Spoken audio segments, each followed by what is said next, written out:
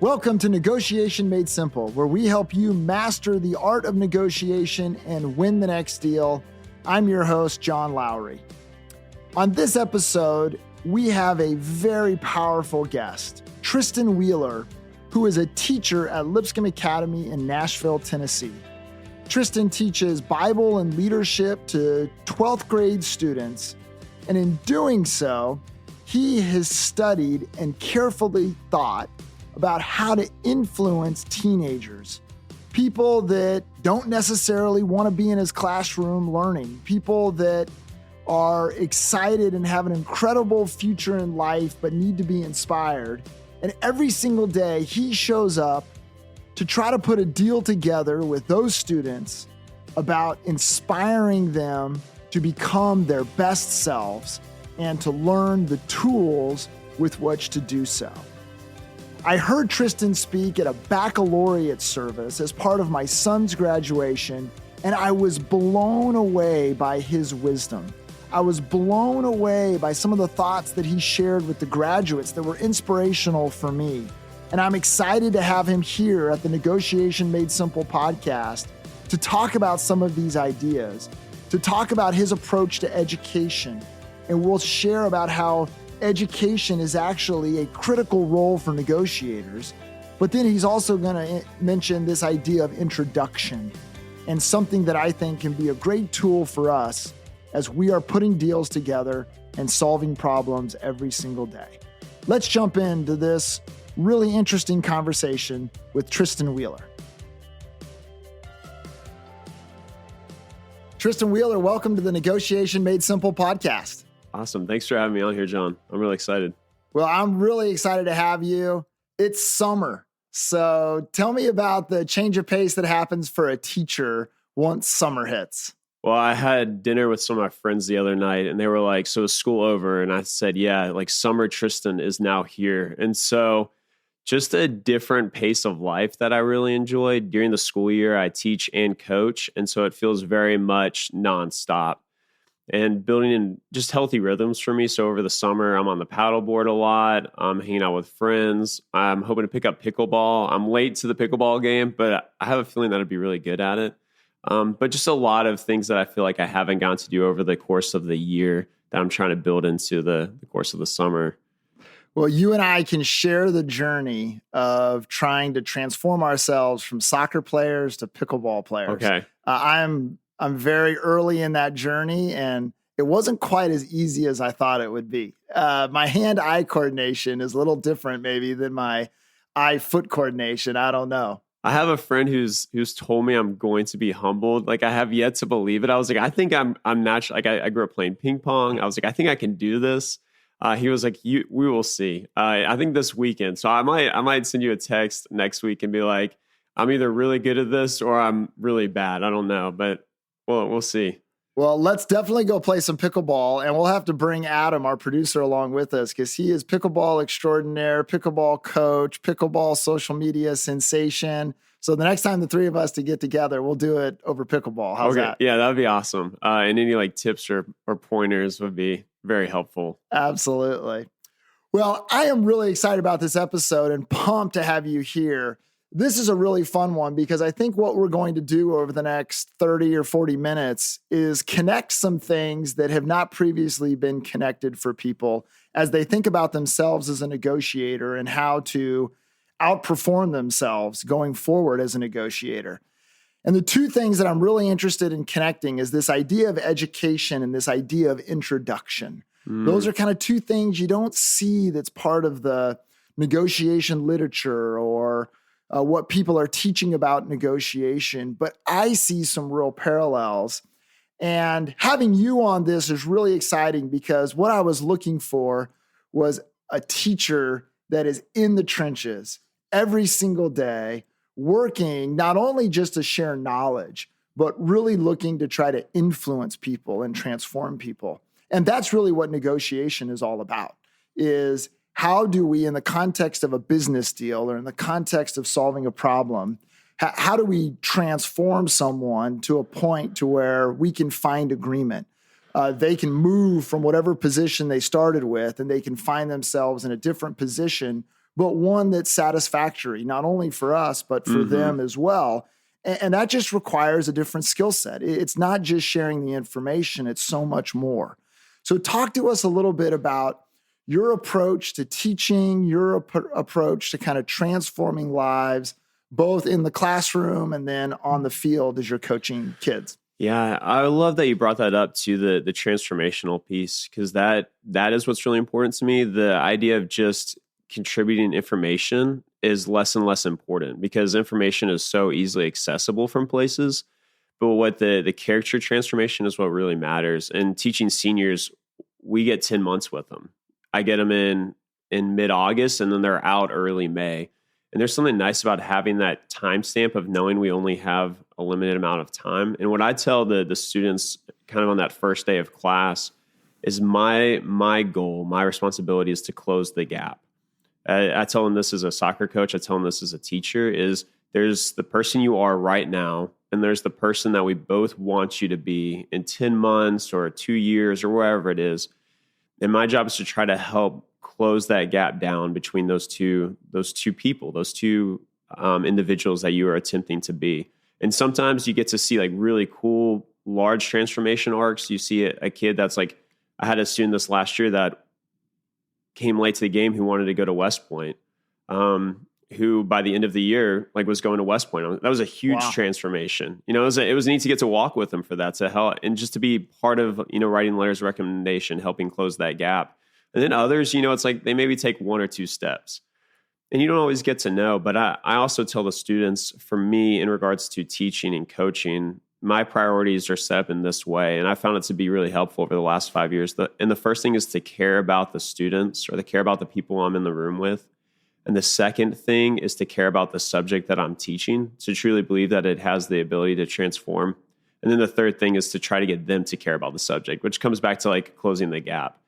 But I tell them that's the correct order. If my students show up to class, and I see this sometimes with like my colleagues is, and I don't think it's true, but the students perceive that they care more about the subject than they do about the students. And one of my teaching mentors told me, I don't teach students. I don't teach standards. I teach students.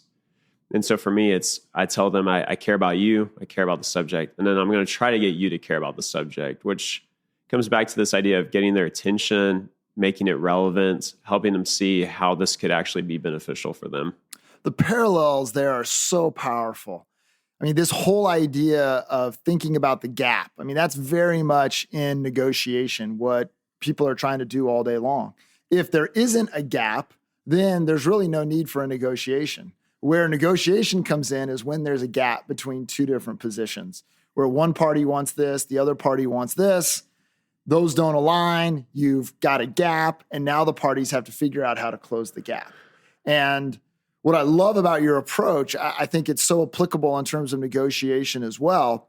It's going to be easier to close that gap if those people value and respect each other. Mm-hmm. And they know that they're working towards something that is mutually beneficial as opposed to one side just trying to capture all of the value. That's going to make it easier to do. But at the end of the day, you can't just do what everyone wants you to do. You got your own profitability to look after. You got your own people to look after. You got your own values, your own standards. And so there is a place where you do hold the line a little bit. And that's the moment where you've got to be influential in terms of getting the other side to come your direction a little bit. I think that's a little bit what you're talking about when you say, okay, I care about the subject matter. The subject matter is what it is. I also care about you as a person. And then the magic is, how do I get you to align with the subject matter? And the same in negotiation, which is where I think this is so interesting, is, you know, I care about you as a person. I've got some objectives I'm trying to fulfill with this deal or in how we solve this problem. Now, how do I use a process to create alignment between you as a person and the objectives that need to be fulfilled? And if we can do that, there's probably a deal or there's probably kind of a resolution in there. So talk a little bit about how do you do that? How do you close that gap? How do you get people to take where they are, who they are, and get them to care about the subject matter that you have to share with them? Absolutely. That's such a great question. Such a great thought. And I love the correlation between this teaching and negotiation. And about 5 or 6 years ago, I asked a mentor of mine for a really good book on teaching. And he gave me a collection of essays by Wendell Berry that were all about like land and farm care, which was not what I was expecting. Okay. I was looking for some sort of like teaching blueprint. Yeah. But the collection of essays were titled "It All Turns on Affection," and the idea was like true like care and empathy for the people. And so when I think about like the classroom, I'm trying to get that enrollment or that buy-in, which comes back to the idea of relevance of what does this subject have to do with like how I tell the students all the time, my goal is to help you live well, to help you live better. Like this is all about life, both now going on for the end of time, going on. Hopefully I tell them, I'm like, when you're 80 and I'm 110, you call me and tell me, that you've lived well. That's my hope for them. And so helping them to see why it would be beneficial to them, I think is such an important starting point. Yeah, I see this and I just speak as an educator. I see so often teachers just be like, I'm sharing this information with you. You have to learn it because you're going to have a test on it. Instead of starting with this is why this is important, or this is why this is really good for you. I had a history teacher one time talk about the Revolutionary War, and their guiding question was, why do people rebel? And that has like stayed with me because it's like that now is relevant to students. Like, why do people rebel? Like, why do seniors have pranks at the end of the year? Why do people get into trouble?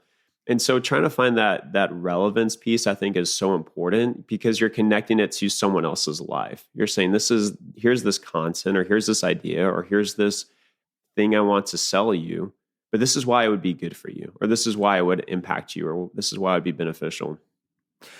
That's really, really powerful stuff. I love that idea of thinking about what is the benefit for the other side. And really, as a starting point, especially in sales and in deal making, the starting point being the other person, not you or your position.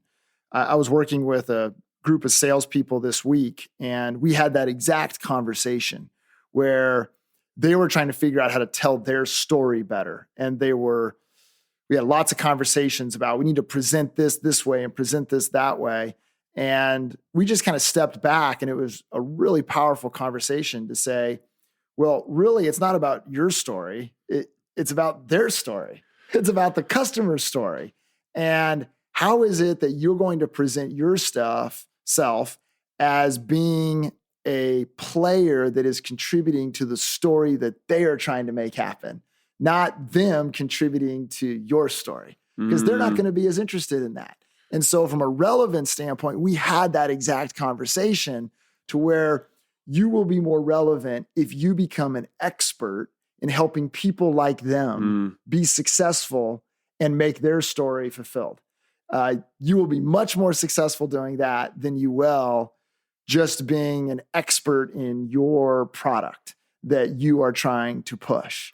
And it was kind of an eye-opening moment for a lot of folks to be like, whoa, I've never really thought about myself that way in terms of being an expert in this case, it was being an expert in the practice of law. And I was like, you get to talk to hundreds of lawyers every single year in the work that you do.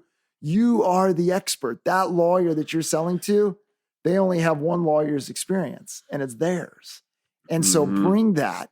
And it was a really, really powerful application of what you just described in terms of starting with the other person first and thinking about how you align with where they are, and do that from such a place where you can then start to slowly move them. Well, and I think to your point too, something that has really stood out to me is another one of my colleagues that I work with who I really respect.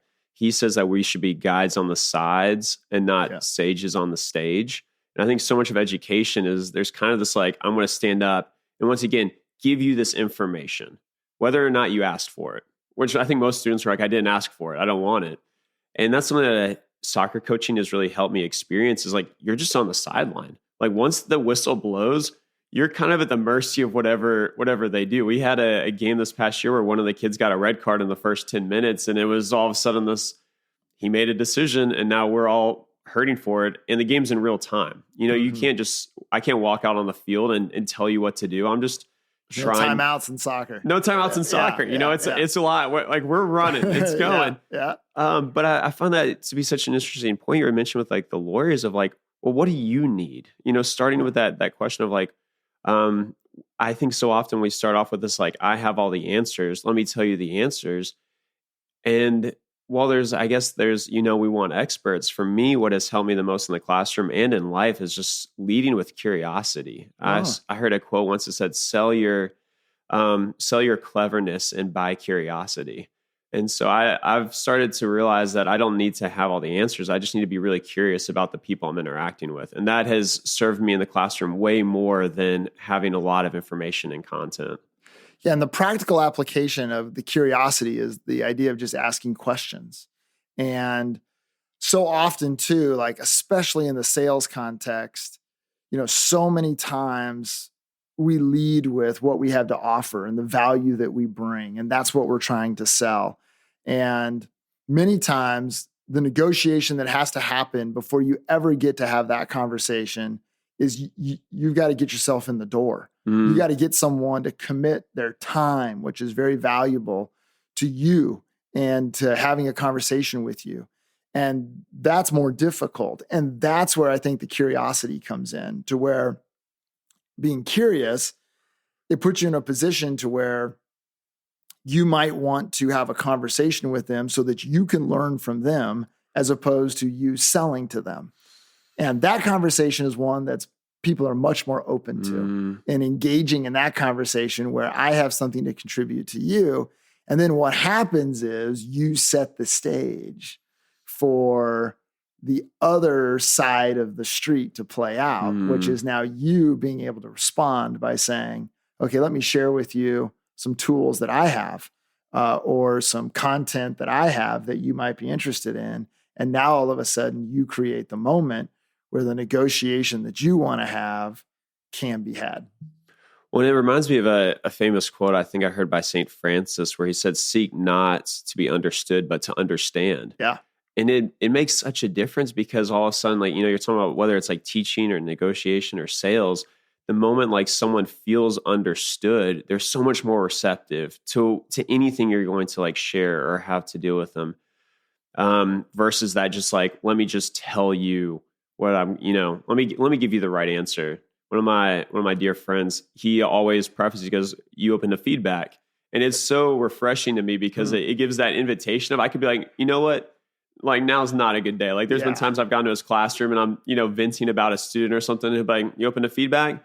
And sometimes I'm like, yeah, absolutely. Like, tell me what I'm doing wrong. And then other times I'm like, you know what? Not today. Today I just needed to let you know that this student's driving me up the wall and that's it. But that desire to understand someone, I think it causes the erasure of so many of the problems that we see, because all of a sudden you're like, I now know what your problem is. Here's several solutions versus I don't know what your problem is. I'm just going to give you a solution that you might not have even asked for. And that skill you just described right there is a critically important business skill as well. I mean, the companies that do exceptionally well, they're companies that best understand the internal deep needs of their customers. And then they get really creative in how they're going to respond to that. And there are a lot of companies that they don't ask those questions. They don't, they're not curious enough to really want to know. They think they know, but the companies that are really, really good companies, they understand that often it's not about the problem that their product solves. Oftentimes it's something far deeper than that they're solving. And so, I mean, the example I love to use is, every car manufacturer has a luxury brand. And you just go down, Toyota has Lexus, Nissan has Infiniti, GM has Cadillac, Ford has Lincoln. You just fill in the blank, like every single. And so you sit back and you go, why does every car manufacturer create a luxury brand? Well, the reality is that the actual vehicles are not that different. Many times they're the same engines. Sometimes they're the exact same parts. This part shows up to this dealership and this exact same part shows up to that dealership. And whether you paid for the expensive car or the standard car, you're getting the exact same part. And so there's no difference there. But what I think the car manufacturers understand is that the luxury vehicles do something for people that just the regular brand doesn't do. And that could be a sense of status. That could be playing the ego.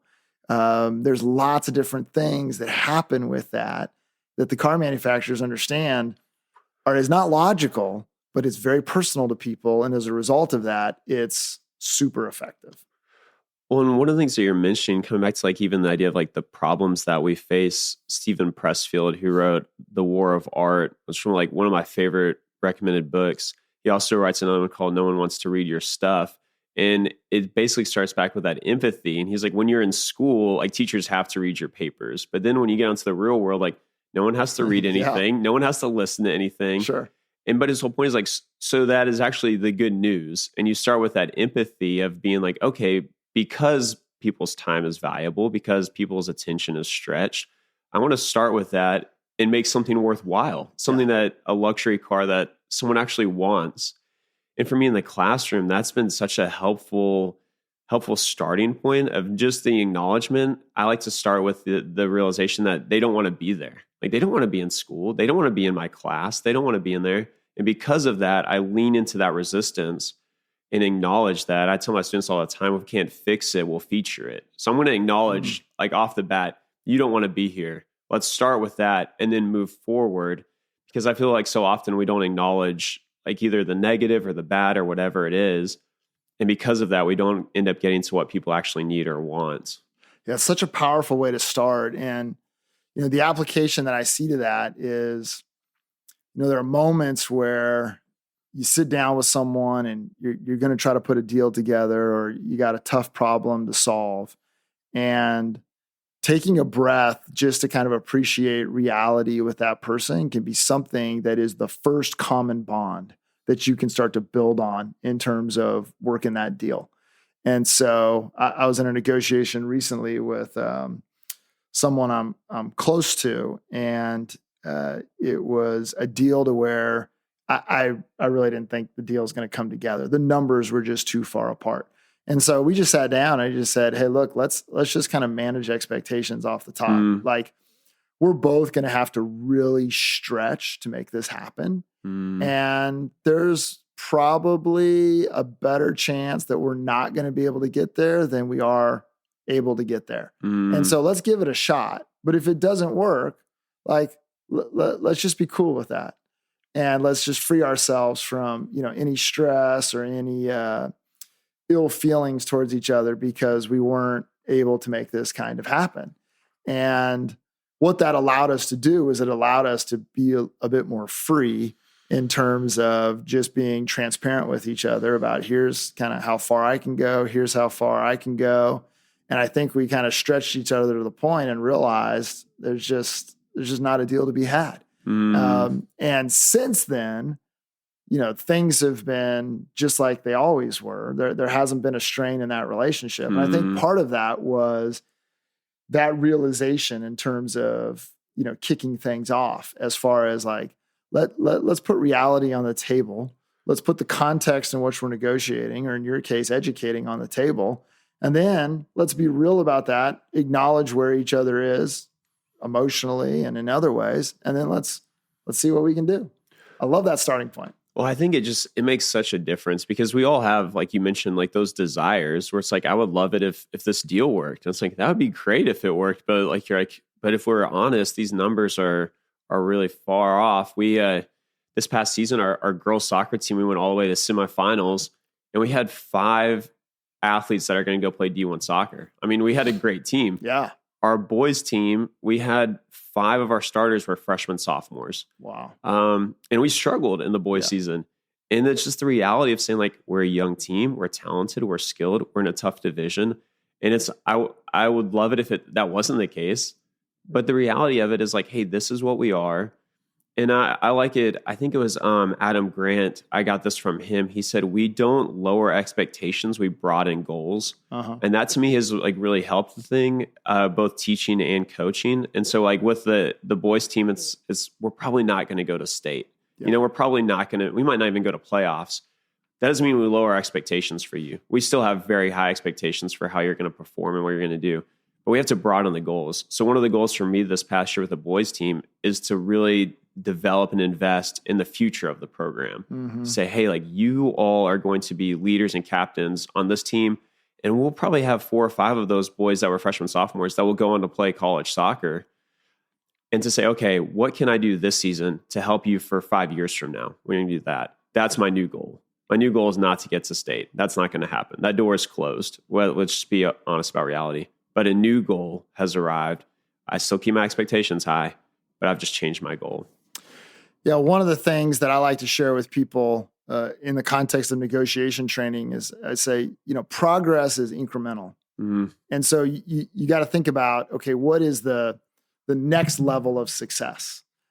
Sure, we want the success to be up here to where, the business is killing it and it's growing 2x a year, but that may not be reality. The reality is what's the next level of success? Mm-hmm. And then how do you use this process to get there? And then you define it again. What's the next level of success? What's the next level of success? And what happens is, people, they get stuck to where they put the goal so far away that they lose sight of how they get from where they are to the goal. And so they're not able to see the next step. And so sometimes you got to say, no, like you want to make more money off your product.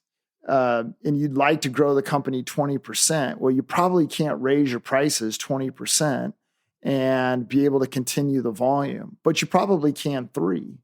So go capture the 3 this year and then be ready to do it again next year. And eventually you're going to look up in 3 or 4 years and you're going to be pretty close to having captured the 20%. But you do have to sequence it and create this incremental approach to kind of getting to where you are, kind of like what you did with the boys soccer team. It's where, yeah, we want to win state, but the reality is that from where we are to winning state, there's probably a couple of steps along the way we have to accomplish first. And that's such a good point too. I love the idea of the incremental. I fall into that romanticized category of I'm really good at mistaking thinking with doing. And so I can just think about all the things that would happen and then get there. And then the reality of just, like the chop wood, carry water of the day in and day out. And something that teaching has taught me. And one of my friends, our first year of teaching was just brutal because there was one of my friends who's a minister. He has a joke that like Sunday comes once a week. It's like you give a sermon, it goes well, but like Sunday's coming again. Like teaching, it's like you'd have a great lesson. And then you'd like get home and realize I've got nothing for tomorrow. And there's another day. And my friend and I, we got this from Silicon Valley, but we would go to market with the minimum viable product. And so we'd show up at class and sometimes my lesson plan was a Post-it note. Sometimes it's the full lesson plan document. Here's my teaching objective. Here's how I'm going to know they learned it. Some days it was a Post-it note that was like one question and we're just building the runway as the plane is taking off. Yeah. But it was this idea of like, okay, incremental changes, and you get to the end of the year, and you now have a lot of things to look at, a lot of resources, a lot of it is just like iteration and failed experiments of just some days it's like you get to the end of the day and you're like, this bombed, like none of this worked. It's like, well, okay, like don't do it next year, and then other times you're like, okay, this worked, but I'm going to tweak this, or this didn't work, but I have an idea now for something that would change about it. Mm-hmm. And those incremental steps, to me, it's not glamorous. It's maybe not even interesting. I was thinking about this, whenever you watch a movie, the training montage always looks really cool. It's set to like good music, and you see the guy like they're like barely lifting anything, and then by the end of the montage, they're putting up serious weight, and it happens in like a minute and a half. But the reality is that's like a year and a half of work. And that's just what it takes, I think, to develop a life worth living. Yeah, and it's the same is true for negotiators as, their day in the classroom is their next deal or their next call or their next meeting. And so in some of those, you're very prepared for some, and then some, like you said, you're kind of winging it.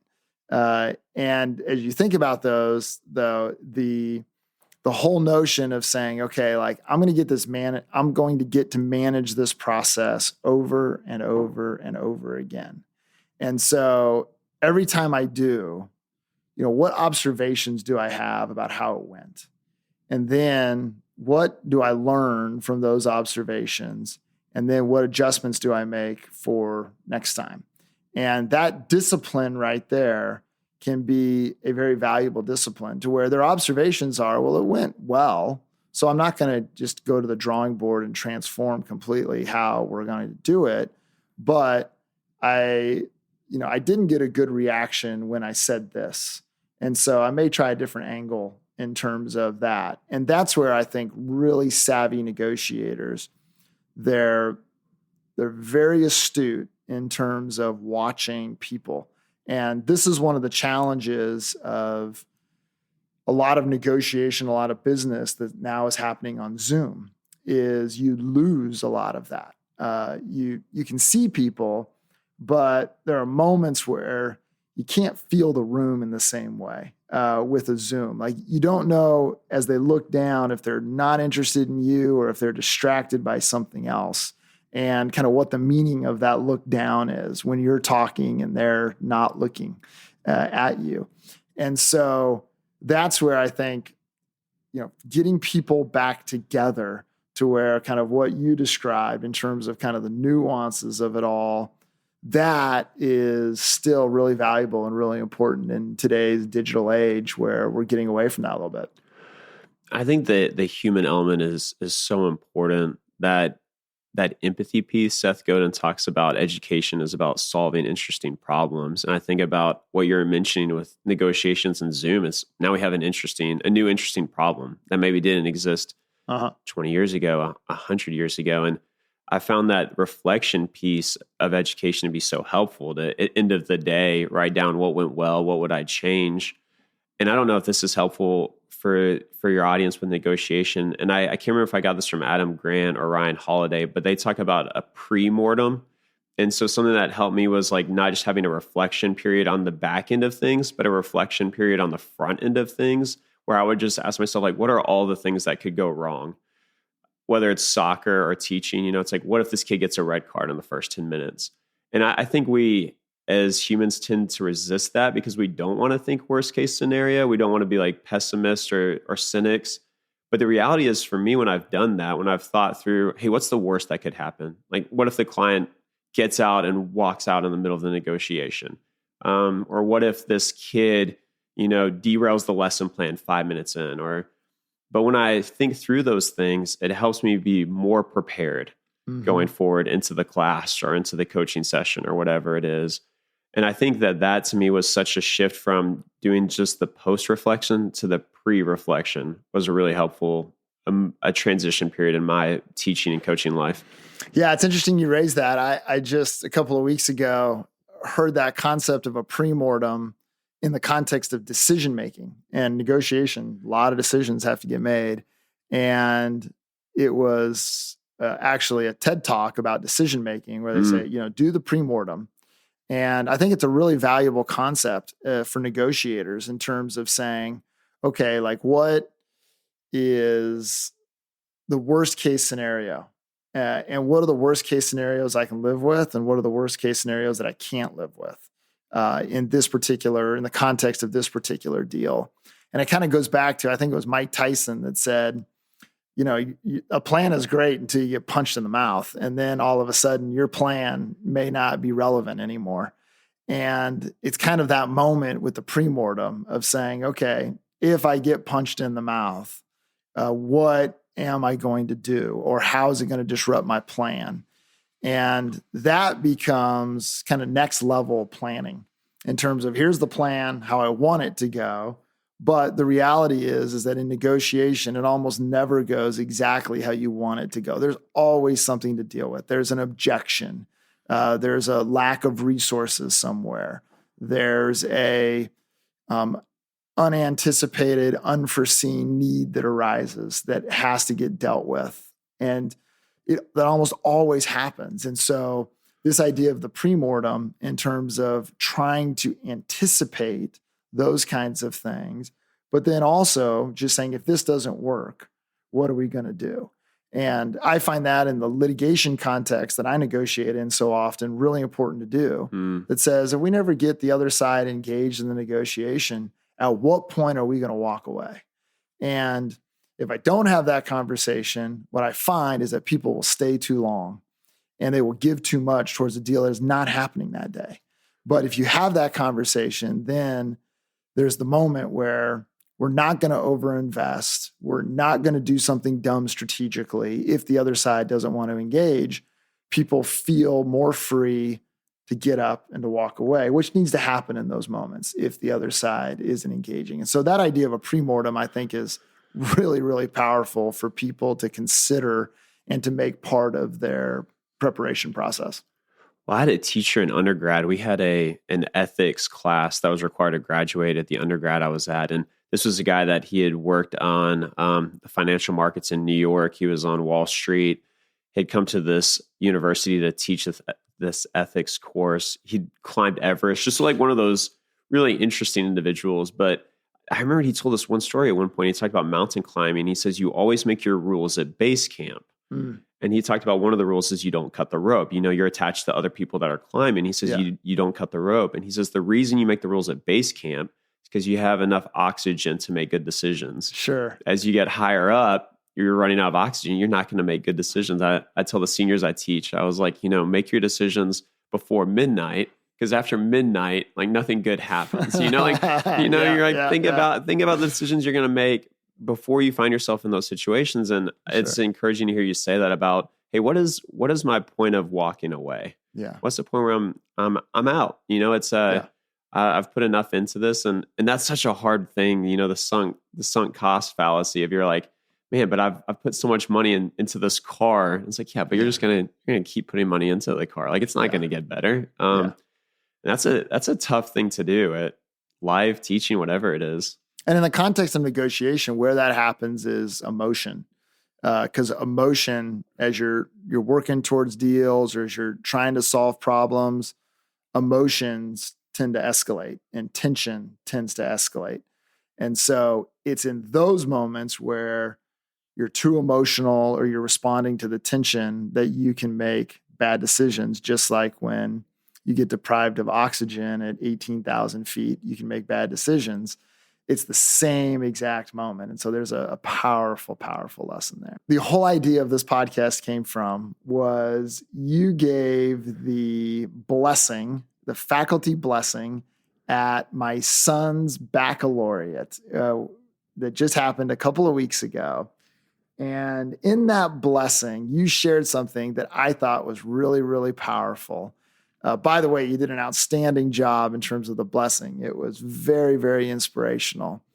But you shared this little concept that I really connected with and I think is relevant for this podcast. And it's this idea of introduction. Talk a little bit about what you shared and this idea of introduction. Thank you for saying that. That was a lot of fun to work on. It was a lot of fun to teach that group of seniors. Your son's class is one of my favorite classes I've taught in a long time. And as I was thinking about what I wanted to share, I always like to ask myself, like what's the good news here? That like, what's the thing that I want to share? And sometimes like, what's the bad news? Sometimes I start, we talked about the reality of things. And for a couple of years now, I've just been kind of percolating on this idea that for the first part of your life, you're just being introduced to a variety of different experiences of different people. I started off the speech saying how you were introduced to breathing. That's the first thing you're introduced to. Everyone in the hospital room it's a really beautiful moment having two kids myself, because everyone in the room is simultaneously holding their breath while they're waiting for this baby to take their first breath. Yeah. And they take their breath. And I went on to say, like, breathing is now something we take for granted, but you were introduced to it. You're introduced to the people that love you the most in the room. And then those people we also sometimes take for granted. And So the first part of your life, you're just being introduced to things. And some of the things stick, some of the things don't. My dad tried to introduce me to softball, tried to introduce me to basketball. It was horrible at both of those. I was 4'11" when I started high school. Any sport that required height was not going to work. But it's like you're introduced to all these things that you love. And that's such a wonderful experience. But then as I was thinking about it, and I think part of it's teaching seniors, there comes this shift that I find to be really interesting, because you go from being introduced to getting to do the introducing. Wow. And that to me is where a lot more of the beauty of life comes into it. Having kids has really helped me grow in the awareness of that reality, because you start to introduce your kids to pizza. You get to introduce your kids to these places that were really significant to you. And that was kind of my charge to the seniors, is to like say, hey, you now get to go out and start. You've already practiced some of this, but like keep introducing people to these experiences, these things that are worth giving, these life-giving experiences. And that to me is the tension of life, is we put a lot of emphasis on the first half of your life of gathering all of these experiences. I like to call it like filling the container.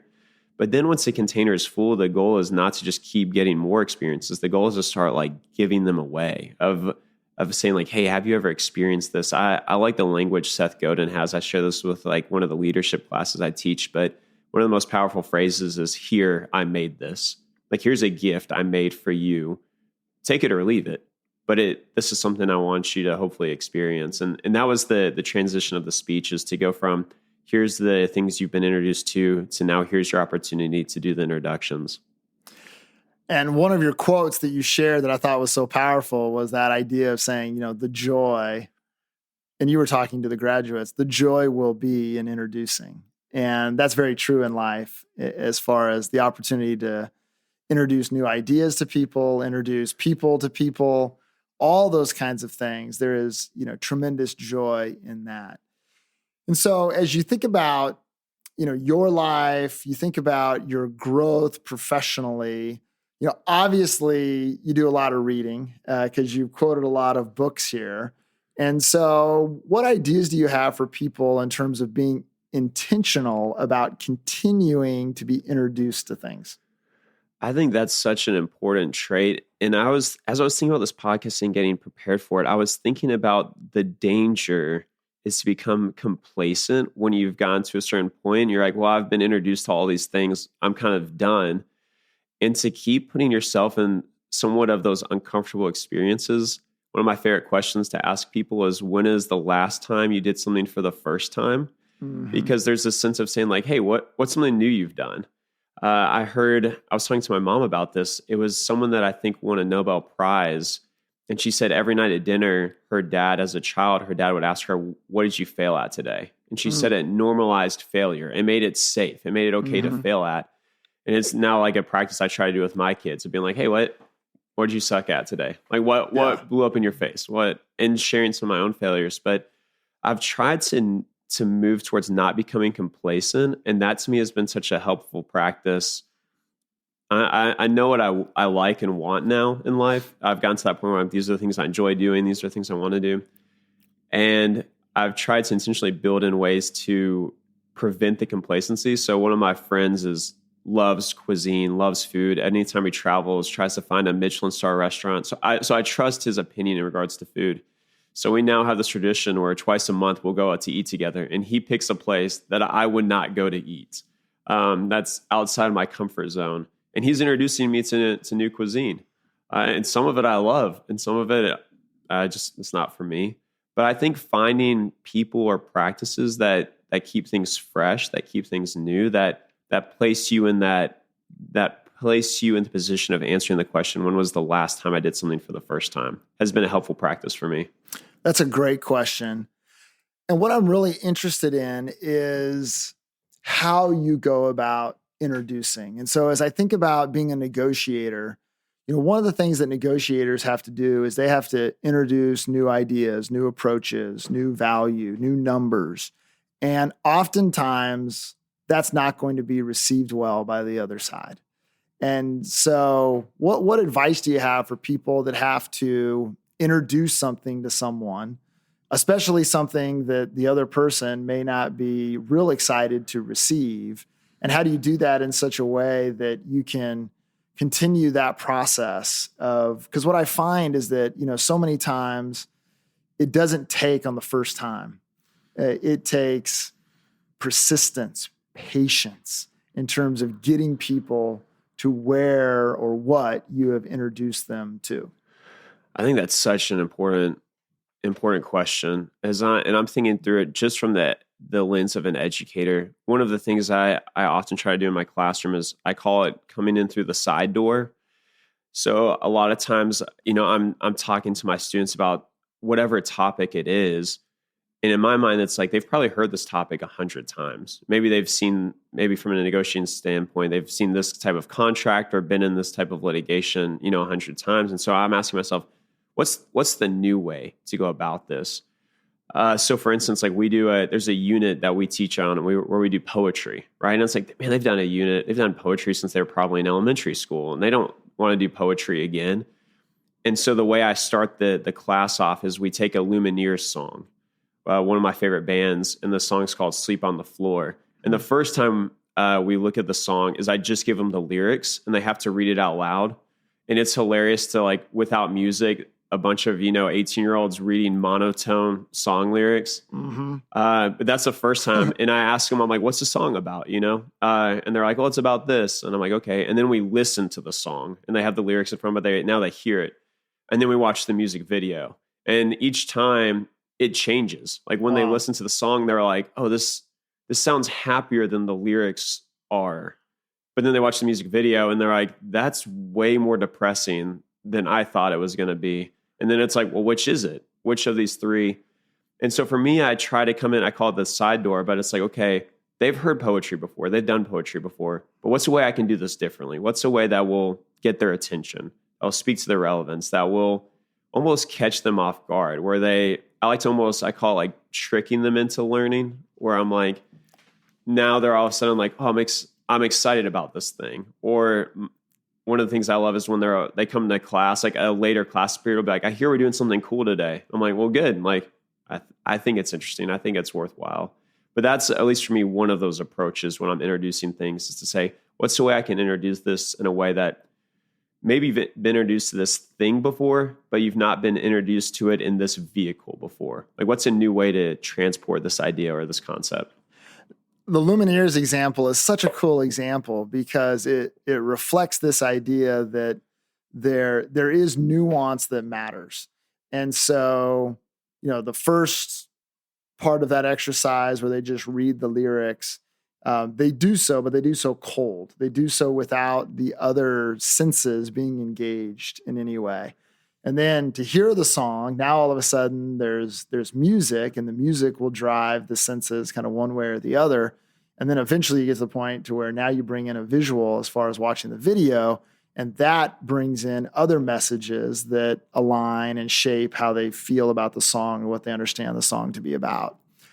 That process is a very sophisticated discovery process if we're talking and using sales language. But it's also this process of kind of understanding people's interest.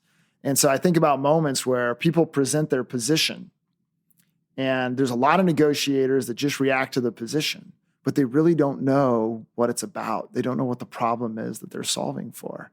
And then there are moments where they might begin to hear some things and get a sense like maybe there's something else going on here that is really driving this position. Maybe that's what it's about. But then when you get to the point to where, you can work with someone, you can ask the questions, you can take the time to where now all of a sudden they tell you what's really going on or what they're really trying to accomplish. Now that's the full music video. Now you're like, oh, now I know what this is about. And once you get there, you're in a powerful position because now you're solving the right problem. And so I love that example of how you kind of get people there and the power and the value of taking time to go below the line, as my dad likes to say, in terms of really understanding people's interests. That's the full music video. When I love that you use the language moments. I don't know if you're familiar with that Chip and Dan Heath's book, The Power of Yeah, Moments. for sure. But that to me is, once again, like you mentioned, like the Zoom negotiations and things, and how that has presented a whole new list of problems. And education's similar, like now you can take online classes, and it's here to stay, and it's disrupting, I would say, like, the education system. And so one of the things when I get a student in the classroom, I'm thinking about that idea of like moments, like how can I curate experiences that they couldn't get online? Or how could I set them up in situations where it's like I always like to ask myself, like, oh, like you had to be there.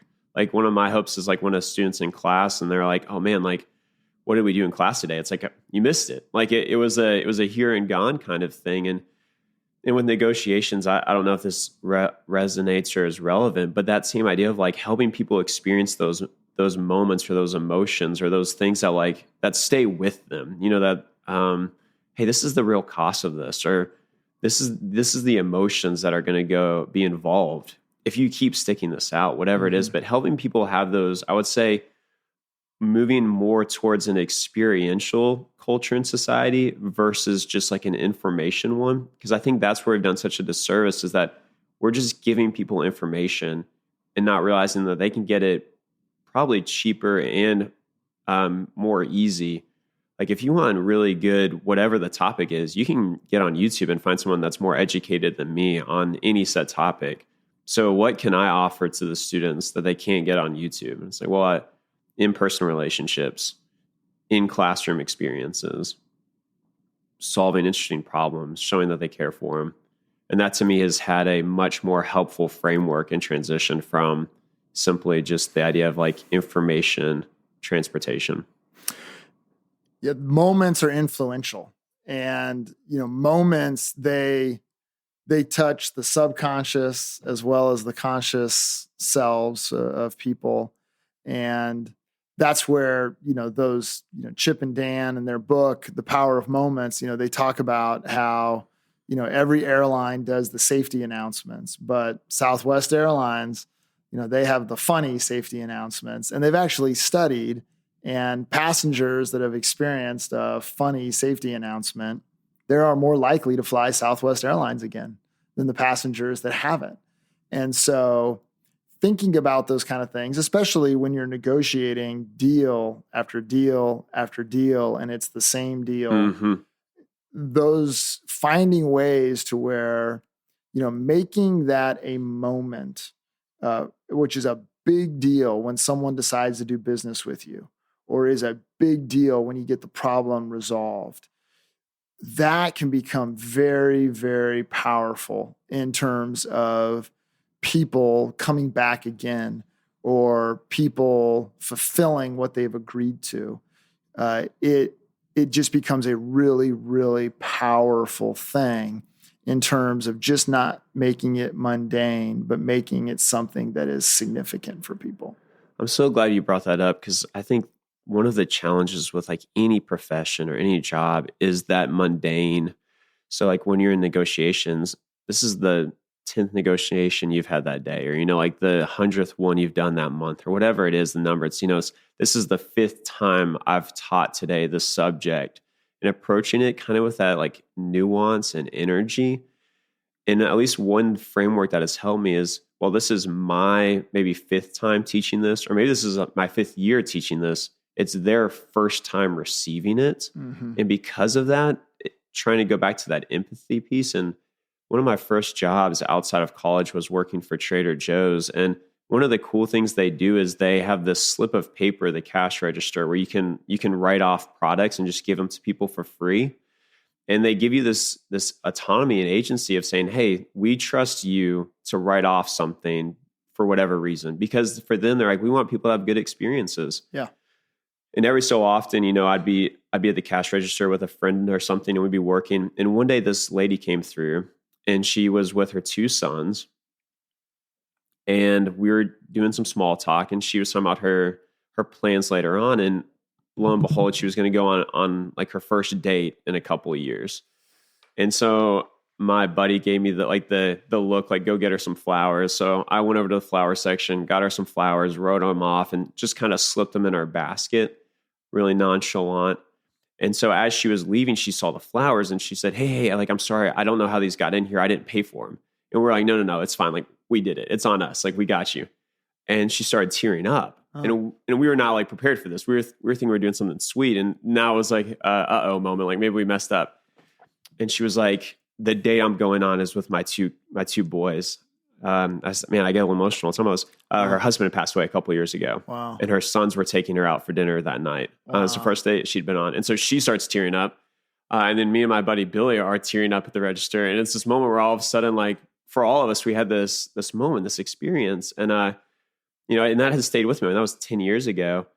But it's this realization of, you can find yourself, this is the 100th person I've checked out today. This is the 100th time I've done this negotiation. This is whatever it is, but it's like, but for them, this might be an opportunity for the first time they've had this experience. Yeah. That's such a powerful story. And if I'm going to apply something like that to business, there are things that happen in business all the time, every day. And we just kind of pass them over. And yet there are opportunities for something more substantial than that. And so the example that Chip and Dan Heath used was, I think, the John Deere company and how they make a new employee coming to work for John Deere. They want to make that one of the most memorable and best days of the employee's entire career. Now, I don't know another company. I've struggled at my own company trying to elevate this as a value in terms of getting them to appreciate like the power of this moment. And yet those things for people make a really, really big difference. And even in the context of a negotiation, this is something where I think other cultures understand this a little bit more, a little bit better, maybe even than the American culture, to where you really got to get to a place with the people before you can really have a conversation and do good business. And they're willing to make those investments in different ways. And I think there's a lot of value in that and a lot of success that comes with that. Well, Tristan, let me ask a last couple of questions. First question is, I had mentioned, obviously you've done a lot of reading. You've probably done more reading than a lot of business people out there in terms of business books. And that's been really fun in terms of being able to kind of engage with you and some of the ideas that you've been exposed to there. Share with people, what is the best and most influential book that you've read? And then what is the next book you want to read? Oh man, that book question is so tough. One of my favorite authors right now in regards to, I would say, like kind of the nonfiction is Oliver Berkman. Okay. And one of my favorite books by him right now is 4,000 Weeks, A Mortal's Guide to Time Management. Oh, wow. And so if you do math, about 80 years is 4,000 weeks. And he is both critiquing common productivity hacks and the whole productivity culture of just like do more, accomplish more. And he's kind of like, look, we're limited finite beings. Like, let's start there. But then because he kind of leans into the bad news, he has, I think, some really helpful frameworks. He's British, so he's a lot of dry humor. That's really enjoyable. As far as a next book, I've had multiple people recommend The Anxious Generation by Jonathan Haidt. Yeah. I've read a couple of his already, but that's one that's like sitting at the top of the queue for me. Very good. Well, Tristan, thanks so much for taking time to be on the Negotiation Made Simple podcast. It's amazing how much we can learn about business and negotiation and people from somebody who is trying to influence the lives of 17 and 18-year-olds every single day and is taking those same leadership skills and applying them in that context and then learning lessons that are applicable to people that are trying to do the same thing with folks of other ages as well. And so this has been a really fun conversation. Thanks so much for your time and being a part of Negotiation Made Simple. Thank you for having me. This was really encouraging. I've learned a lot. My students and colleagues will be better for getting to spend this time with you. So thank you. Thanks, Tristan. I believe that leaders are learners. And one of the things about learning for leaders is to constantly be looking at other contexts in which people are doing incredible things. And that's what we've done here today. Is we've not gone to a business leader to learn about business. We've not gone to a professional negotiator to learn about negotiation. But instead, as people who are predominantly in business and as people who are studying and thinking about this idea of negotiation, here we turn to an educator, someone that in a completely different context is bringing skills to the table that are not only helping them transform lives and be influential, but through their work can be a great teacher for us as well. I hope over the last hour, you have learned some incredible pieces of wisdom that will make you a better negotiator. I won't forget the idea of introduction and the importance of thinking about that process of introduction and how that can make me a better negotiator the next time I introduce something as part of one of my deals. I love the idea of this people first idea. Man, that illustration from the Lumineers song about hearing or reading the lyrics, then hearing the song, then watching the video, and how through that people gained an understanding of what the song was really about. Boy, is that applicable in terms of thinking about interest and understanding people's interest and creatively responding to interest. This has been an outstanding episode. I appreciate you listening. I appreciate you engaging in these wonderful conversations, and I look forward to seeing you on the next episode of Negotiation Made Simple.